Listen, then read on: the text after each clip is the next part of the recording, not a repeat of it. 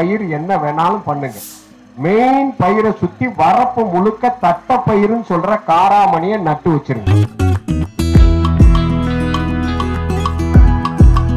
வேப்பம் கொட்டை சாறு தெளிக்கப்பட்ட வயலுக்கு பூச்சி முட்டை போடவே வருவதில்லை. இது தோப்புக்கு சொல்றீங்க, வீட்டுக்கு பின்னாடி 2 பலா மரம் வச்சிருக்கேன், அதுல பூச்சி வருது, புழு வருது, என்ன செய்யுது?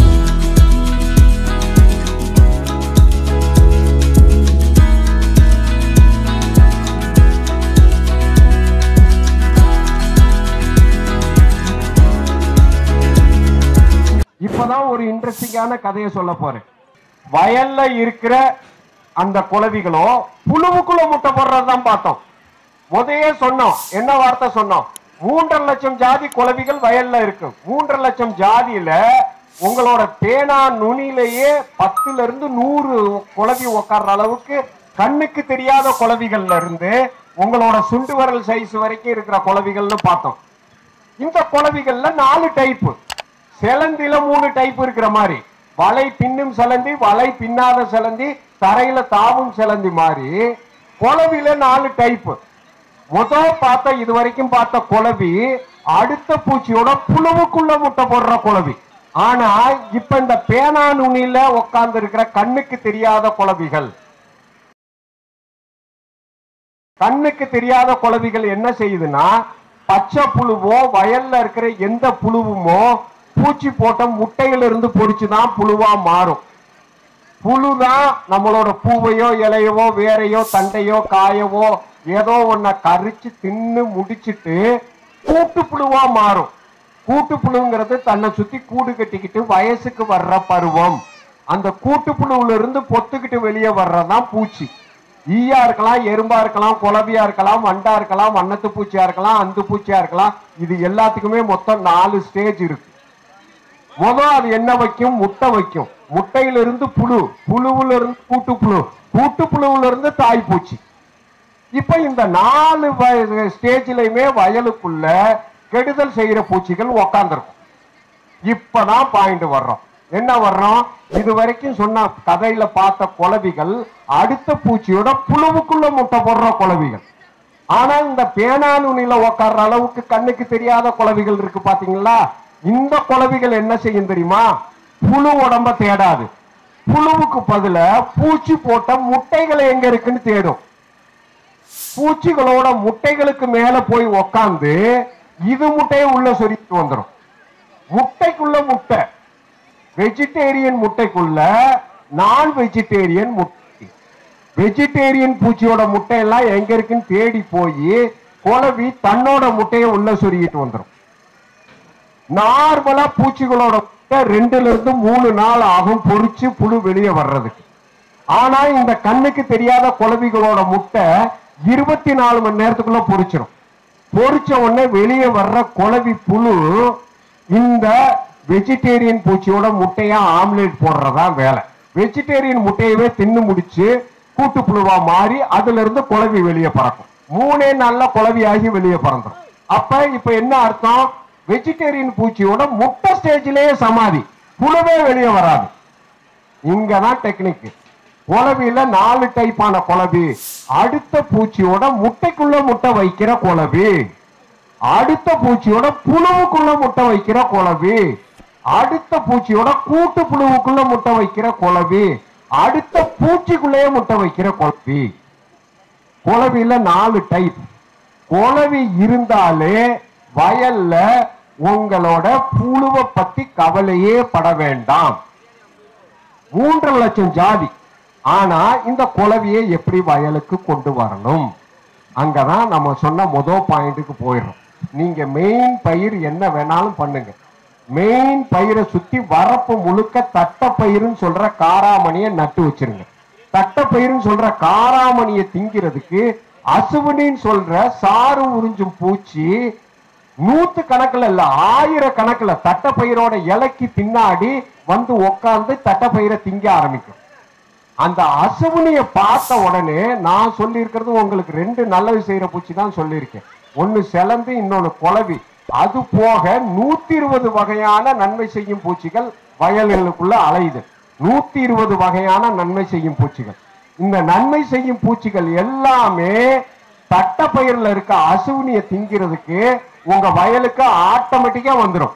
இவங்க பூரா வந்து உங்க வயலோட வரப்புல உக்காந்துட்டா இவங்க தான் உங்க வயலுக்கான பார்டர் செக்யூரிட்டி போர்ஸ், எல்லை பாதுகாப்பு படை. இப்ப தட்டப்பயிரை வரப்புல வச்சு தட்டப்பயிர்ல அசுவினிய கொண்டு வந்து அந்த அசுவினிய திங்கிறதுக்கு நல்ல செய்யற பூச்சி பூரா வரப்புக்கு கொண்டு வந்தாச்சு. இந்த வரப்புல இருக்கிற பூச்சிகள் தான் பின்னாடி பயிர்களுக்குள்ள ஏதாவது கெடுதல் செய்யற பூச்சியோட எண்ணிக்கை அதிகமாச்சுன்னா உள்ள பூந்து அட்டாக் பண்ண போற ஆளுங்க. இதை அப்படியே விட்டுட்டு அடுத்த கதைக்கு வருவோம். இப்போ ஒரு விவசாயி சந்தேகம் கேட்கிற, நீ சொல்ற மாதிரி வரப்புல வச்ச தட்டப்பயிரில் இருக்கிற அசுவினிய திங்கிறதுக்கு நல்லது செய்யற பூச்சி வந்தா பரவாயில்ல, பக்கத்து வயல்காரன் இல்ல இருக்கிற கெடுதல் செய்யற பூச்சி உள்ள வந்துட்டா என்ன பண்ணுவ? அப்ப உங்க வயலுக்கும் அடுத்த வயலுக்கும் ஒரு தடுப்பு சுவர் கட்டணும். தடுப்பு சுவர்னா சிமெண்ட் செங்கல் வச்செல்லாம் கட்ட வேண்டாம். உங்க மெயின் பயிரை விட வேகமா வளர்ற பயிர், மெயின் பயிரை விட வேகமா வளர்ற பயிர் என்னது? கம்பு, சோளம், மக்காச்சோளம். இந்த மூணுல ஏதாவது ஒரு பயிரை தட்டப்பயிருக்கு அடுத்த லைன்ல நெருக்கமா நட்டு வச்சு வளர்த்துறணும். இந்த கம்பு, சோளம், மக்காச்சோளம் மூணுல ஏதாவது ஒரு பயிர் இருந்தா போதும். அந்த மெயின் பயிருக்கு ஏத்த மாதிரி இந்த காம்பினேஷன் மாறும். நிலக்கடலை பயிரா இருந்தா கம்பு, கத்தரியா இருந்தா மக்காச்சோளம், மக்காச்சோளமா இருந்தா சோளம். மெயின் பயிரே மக்காச்சோளம்னா வரப்புல என்ன இருக்கணும்? சோளம். காம்பினேஷன். அப்ப கம்பு, சோளம், மக்காச்சோளம் ரெண்டாவது லைன்ல போட்டுட்டா அது வேகமா வளர்ந்து நின்று உங்க வயலுக்கும் அடுத்த வயலுக்கும் தடுப்பு சவரா மாறிடும். அப்பதான் இன்னொரு விவசாயி சொல்றாரு, நீ தடுப்பு சவரு பூச்சிக்கெல்லாம் ரெக்க இருக்கு, தடுப்பு சவரையும் தாண்டி உள்ள வந்து குதிச்சா என்ன பண்ணுவ அப்படின்னு. அங்கதான் அடுத்த டெக்னிக். என்ன டெக்னிக்? அப்படி வர்ற பறந்து வர்ற கெடுதல் செய்யற பூச்சி உங்க மெயின் வயலுக்குள்ளேயே வராம வரப்புலயே உட்கார வச்சிடணும். நீங்க அரண்மனைக்கு கோட்டைச்சுவர் கட்டியிருக்க மாதிரி உங்க வயலுக்கு கோட்டைச்சுவர் கட்டியிருக்கீங்க. கோட்டை சுவருக்குள்ள உக்காந்துட்டா பரவாயில்ல, உள்ள வரக்கூடாது. அப்ப சுவர்லயே மதில்கள், அங்கங்க மதில்கள் பார்த்திருப்போம். அந்த காலத்து அரண்மனையில மதில்கள் பார்த்திருப்போம். அது மாதிரி ஒரு செடி, அந்த செடிக்கு பேரு கொட்டமுத்துன்னு சொல்ற ஆமணக்கு செடி.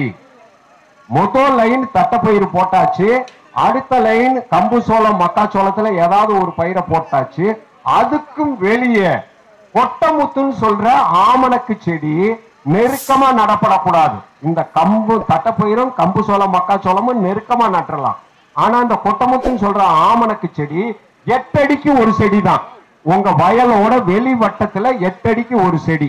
கொட்டமுத்து செடி இலைய பார்த்திருக்கீங்களா? ஆமணக்கு செடியோட இலை தாமரை இலை மாதிரி இப்படி விரிஞ்சு நிற்கும். இப்ப அடுத்த வயல்ல இருந்து உங்க வயலுக்கு வர்ற நல்லது செய்யற பூச்சியோ புழுவோ அந்த கொட்டமுத்தோட இலைய பார்த்துட்டாலே வாயில ஜொல்லு ஒழுகி கொட்டமுத்துல இறங்கி அந்த ஆமணக்கு செடியை தின்னுட்டு, பூச்சியா இருந்தா ஆமணக்கு செடியில ஒரு 40 முட்டையை போட்டுட்டு உங்க கம்பு சோளத்தை தாண்டி தான் உங்க மெயின் பயிருக்குள்ள நுழையும். இப்ப யார வச்சு யார கண்டுபிடிச்சிடலாம்? கொட்டமுத்து செடிய வாரம் ஒரு தடவை செக் பண்ணாலே வயலுக்குள்ள எவன் போயிருக்கான், அந்த போனவனோட எச்சம் முட்டையோ புழுவோ எங்க இருக்கும்? கொட்டமுத்து செடியில இருக்கும். அதனாலதான் நாங்க ஆமணக்கு செடிய அட்டண்டன்ஸ் ரிஜிஸ்டர்னு சொல்றோம். வயலுக்குள்ள போனவனோட அந்த வருகை பதிவேடு இங்க ஆமணக்கு செடியில தெரியும். வாரம் ஒரு தடவை அந்த ஆமணக்கு செடியை செக் பண்ணி இலையோட சேர்த்து அந்த முட்டை குவியல்களையும் புழுக்களையும் கசக்கி விட்டுறணும். தட்டப்பயிரையும் கம்பு, சோளம், மக்காச்சோளத்தையும் போட்டுட்டு மறந்துடலாம். ஆனா கொட்டமுத்து செடியை போட்டுட்டு மறந்துடக்கூடாது. மறந்துட்டீங்கன்னா கொட்டமுத்து செடியில பிரீடிங் ஆகி ஆமணக்கு செடியில பிரீடிங் ஆகி அது உங்க வயலுக்குள்ள குதிச்சிடும். வாரம் ஒரு தடவை கொட்டமுத்து செடியோட இலைய கசக்கி விட்டு அந்த கெடுதல் செய்ய பூச்சியை வரப்புலயே நிப்பாட்டிடணும். 3வது விஷயம். 4வது விஷயம், நீ சொல்ற 3 விஷயத்திலையும் முக்கியமான ஆளை கொண்டு வரலையே, குளவிய உள்ள கொண்டு வரணும். நம்ம வயல் அப்படின்னாலே வயலுக்குள்ள புழுக்களோட தொந்தரவு அதிகம், எந்த பயிரா இருந்தாலும் சரி புழுக்கள் தான் மேஜர் பிரச்சனை. ஏன்னா புழு தான் நம்ம சாப்பிடுறதுக்கு முன்னாடி நம்ம பயிரை திங்குது. அப்ப அந்த புழுக்களுக்கான முக்கியமான எதிரி குளவி. அப்ப இப்போ உங்க வயலை பாத்தீங்கன்னா வரப்புல உள் வரப்புல தட்டைப்பயிர், தட்டைப்பயிருக்கு அடுத்து கம்பு சோளம் மக்காச்சோளத்துல ஏதோ ஒரு பயிர், அதுக்கு வெளியே கொட்டமுத்து செடி, கொட்டமுத்து செடி கேப் முழுக்க மஞ்சள் கலர் பூச்செடி. இந்த நாளையும் உங்க வரப்புல கொண்டு வந்துட்டீங்கன்னா ஆட்டோமேட்டிக்கா உங்க வயலோட நன்மை செய்யற பூச்சிகளோட எண்ணிக்கை அதிகமாயிரும். எப்படி அதிகமாகும் அதுதான் கேள்வி. முன்னாடியே பார்த்தோம், வயலுக்குள்ள 100 ஜாதி பூச்சி இருந்தா 40 ஜாதி பூச்சி கெட்ட பூச்சி, 60 ஜாதி பூச்சி நல்ல பூச்சி. வரப்புல இந்த 4 பயிரையும் வச்சிட்டீங்கன்னா 40 கெடுதல் செய்யற ஜாதி 20ஆ மாறிடும், 60 நல்லது செய்யறது 80ஆ மாறிடும். இப்ப 80க்கும் 20க்கும் வயலுக்குள்ள சண்டை நடக்கும். வயலுக்குள்ள சண்டை நடந்தா நீங்க பூச்சிக்கொல்லிங்கிற விஷம் தெளிக்க வேண்டிய அவசியம் கிடையாது. அதுக்கும் மீறி சில பேருக்கு பயம், சில விவசாயிகளுக்கு அந்த 20% இருக்கிற கெடுதல் செய்யற பூச்சி என் பயிரை தின்னுட்டா என்ன பண்ணுவ? அங்கதான் ஒரு முக்கியமான விஷயம் வருது. வேப்பங்கொட்டை வெள்ளை பூண்டு சாறு, வேப்பங்கொட்டையை இடிச்சு வெள்ளை பூண்டு சேர்த்து மாட்டு கோமியத்துல ஊற வச்சுட்டா அத வடிகட்டி அதோட காதி சோப்பு கலந்து கை ஸ்ப்ரேயர் வச்சு சாயந்தர நேரத்து பயிருக்கு மேல தெளிச்சு விட்டுட்டீங்கன்னா இந்த கசப்பு தன்மை மேல படிஞ்சிருச்சுன்னா பூச்சி உள்ளேயே வராது, முட்டை போடுறதுக்கே அது விரும்பாது.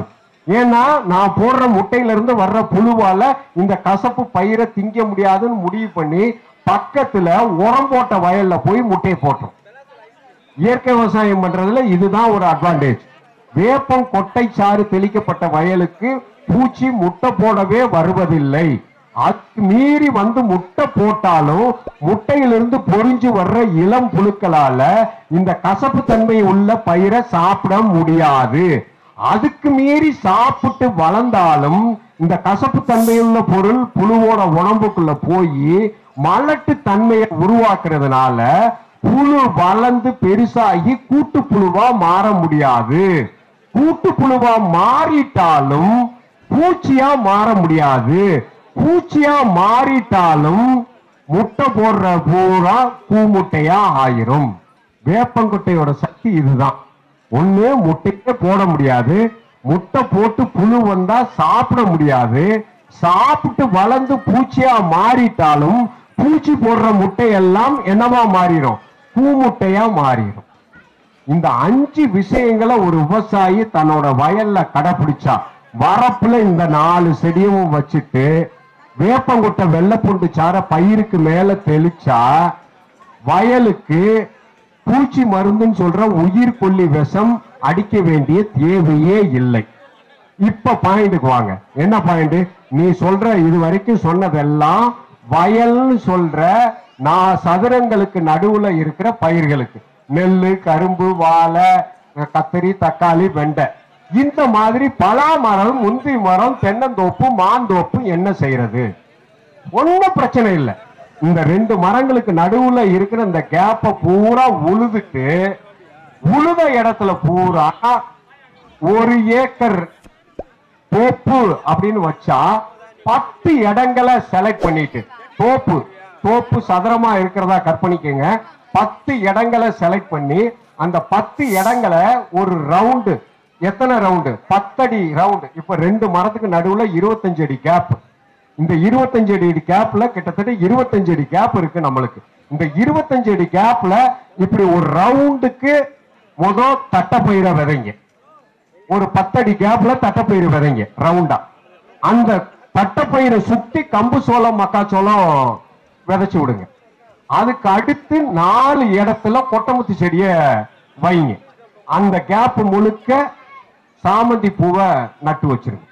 இவங்க தான் நன்மை செய்யும் பூச்சிகளை உங்க வயலுக்குள்ள வளர்க்கிற இடம்.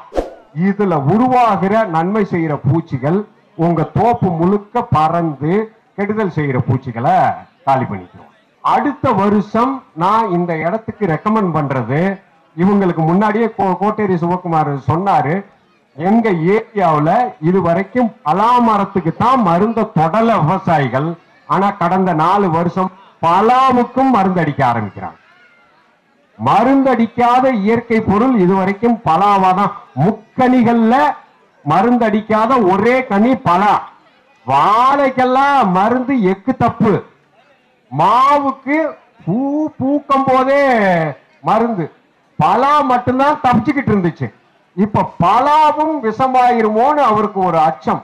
அந்த அச்சத்தை போக்குறதுக்காக தான் இந்த இயற்கை முறையில் பூச்சி மேலாண்மை அப்படின்னு ஒரு டைட்டில கொடுத்து பேச வச்சாங்க. இதுல பேசும்போது இதுதான் டெக்னிக். டெக்னிக் இதுதான். இதை நீங்க எப்படி வேணாலும் பயன்படுத்துங்க. இந்த இடம் முழுக்க திருப்பியும் உங்களுக்கு சொல்றேன், மண். இந்த மண்ணுங்கிறது வெளியே தெரியவே கூடாது. எப்பப்பெல்லாம் மழை பெய்தோ மழை பெஞ்ச வேகத்துல கட கட கட கடன் ரொட்டரை வெட்டரை வச்சு உழுது விட்டுட்டு நீங்க இந்த 4 பயிர் போட முடியாட்டினாலும் ஒரு முக்கியமான பயிர் கொல்லுன்னு சொல்ற, நம்ம குதிரை சாப்பிடுற கொல்லு, அந்த கொல்லுன்னு சொல்ற பயிரை விதைச்சு விட்டீங்கன்னா, கொல்லு பயிர் என்ன வேலை செய்யும் தெரியுமா உங்களுக்கு? என்ன வேலை செய்யும்? படந்துரும். அப்படியே படந்து குறைஞ்சபட்சம் 15வது நாள் உங்க வயல் முழுக்க அப்படியே படந்துரும். பேஞ்ச மழை தண்ணி ஈரம் அப்படியே கீழே இருக்கும். கொல்லு மட்டும்தான் மேல தெரியும். உங்க வயல் முழுக்க பசுமை காடா மாறி இருக்கும். உள்ள களை செடியே முளைக்காது. கொல்லு அதான் இதாகி இருக்கிற தண்ணியிலேயே இது பண்ணி பூ பூக்குத்த முன்னாடி திருப்பி ரொட்டவேட்டரை போட்டு உழுதுட்டீங்கன்னா அந்த தோப்புக்கு அதுதான் உரம். பசுந்தலை உரம். தலைச்சத்து, மணிச்சத்து, சாம்பல் சத்து 3ஐயும் சேர்த்தே கொடுத்துடுறீங்க. அடுத்து இன்னொரு தடவை மழை பெய்யும் போது திருப்பி தர தர தரன்னு ரொட்டவேட்டர் வச்சு உழுக வேண்டியது. கடப்படான்னு கொல்ல விதைக்க வேண்டியது. இந்த 4 பயிரையும் பண்ண முடியாதுன்னா செய்யற வேலை. ஆனா இந்த 4 பயிரையும் பண்ண முடியும். என்னால 10 இடத்துல நன்மை செய்யும் பூச்சிகளை உருவாக்கும் பூங்காவை உருவாக்க முடியும் என்றால் இந்த வேலை செய்யணும். அடுத்து பலாமரத்துல எனக்கு முன்னாடி நான் பேச ஆரம்பிக்கிற முன்னாடி கேட்டாங்க, இது தோப்புக்கு சொல்றீங்க, வீட்டுக்கு பின்னாடி 2 பலாமரம் வச்சிருக்கேன், அதுல பூச்சி வருது, புழு வருது, என்ன செய்யுது? எனக்கு 2 மரம், 2 மரத்துக்கு என்ன செய்ய முடியும்? முதல் இன்னொரு விஷயத்தை புரிஞ்சுக்கங்க. எந்தெந்த மரம் எல்லாம் அடர்த்தியா கொப்பும் கொலையோட பச்சை கலர்ல நிக்குதோ அந்த மரத்துல ரீப்ரொடக்டிவ் கெப்பாசிட்டி குறையும், காய்க்கிற தன்மை குறையும்.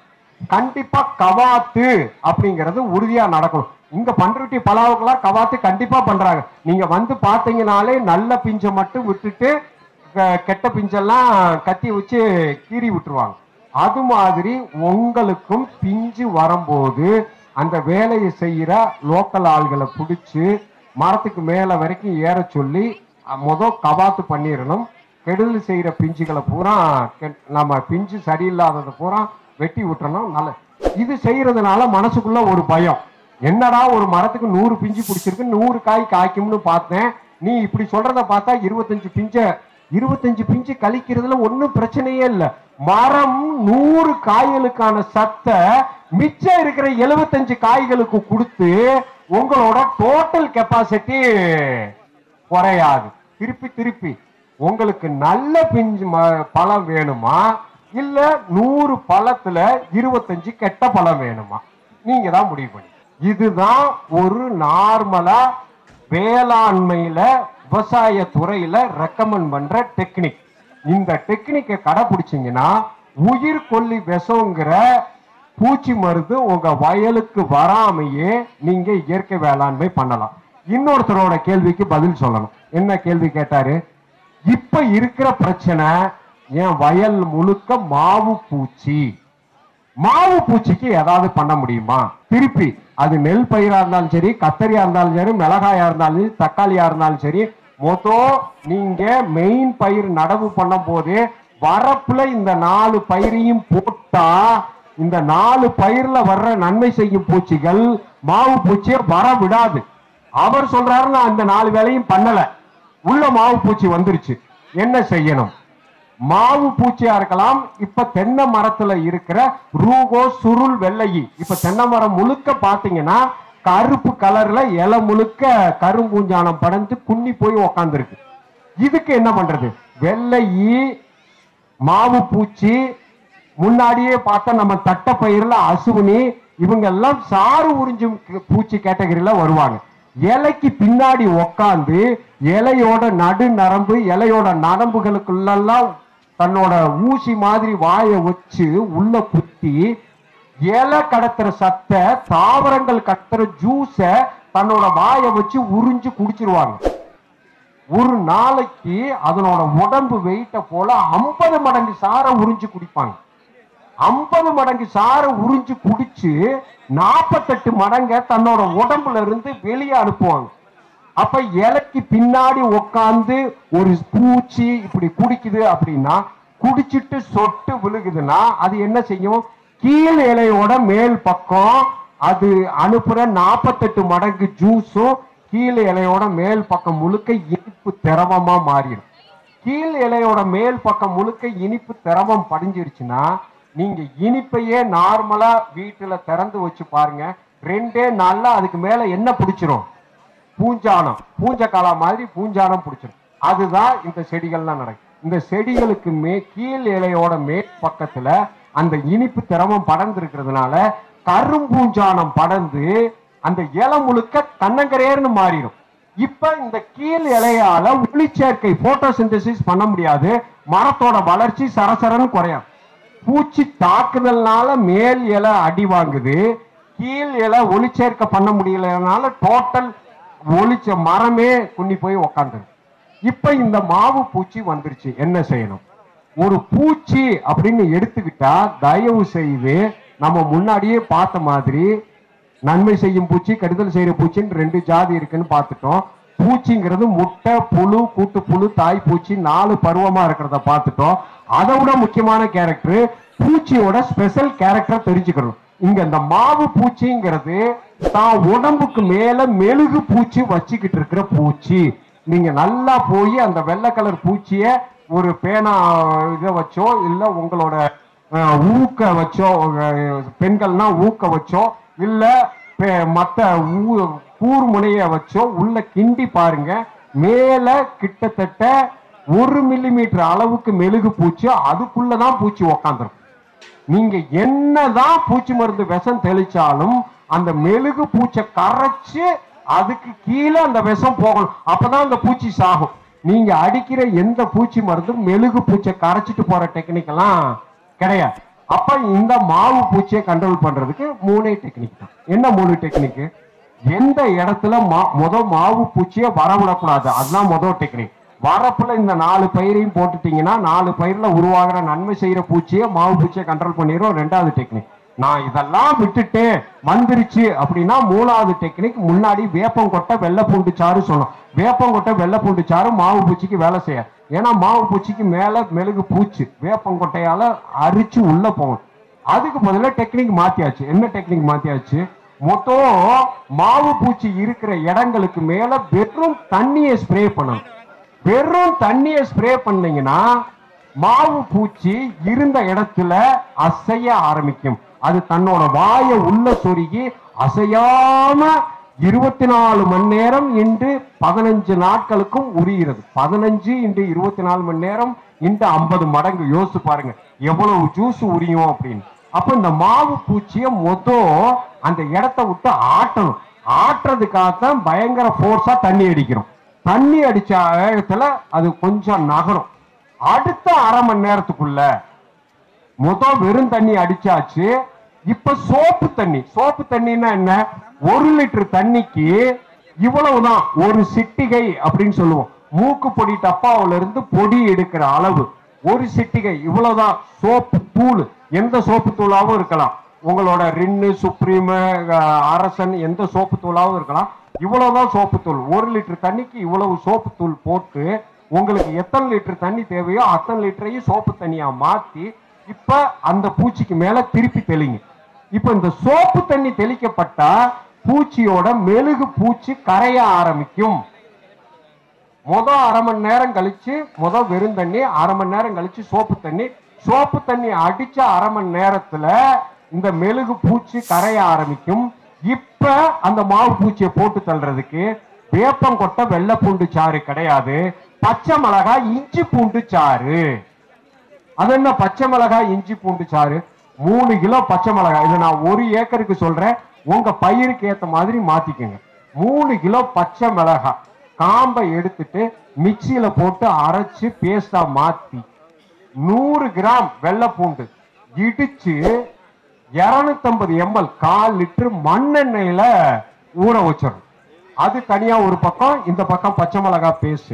இஞ்சி 1/4 கிலோ இஞ்சிய தோலோட சேர்ந்து மிக்சியில அடிச்சு பேஸ்டா மாத்தி தனியா.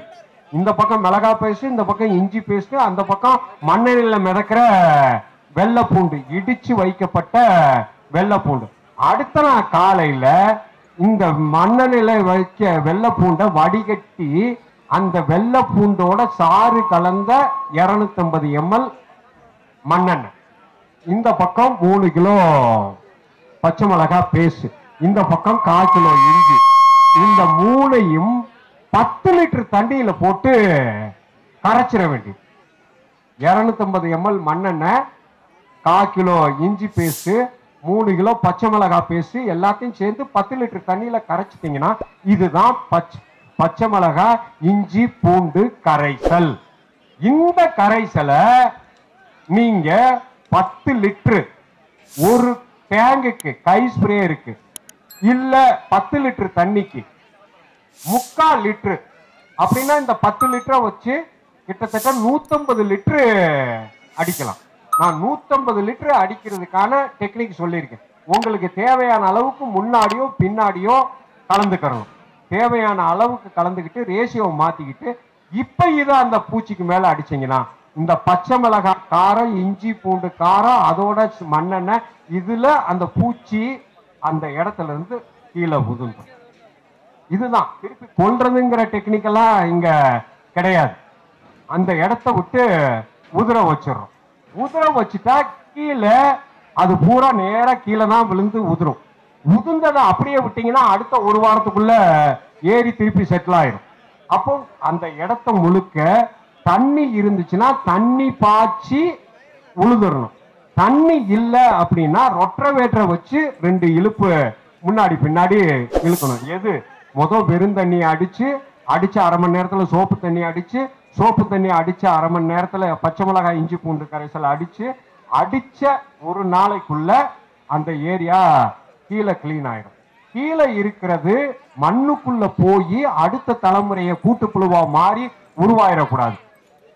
வேப்பங்கொட்டை தூள் மண்ணுல கலந்துடலாம். வேப்பங்கொட்டை தூள்.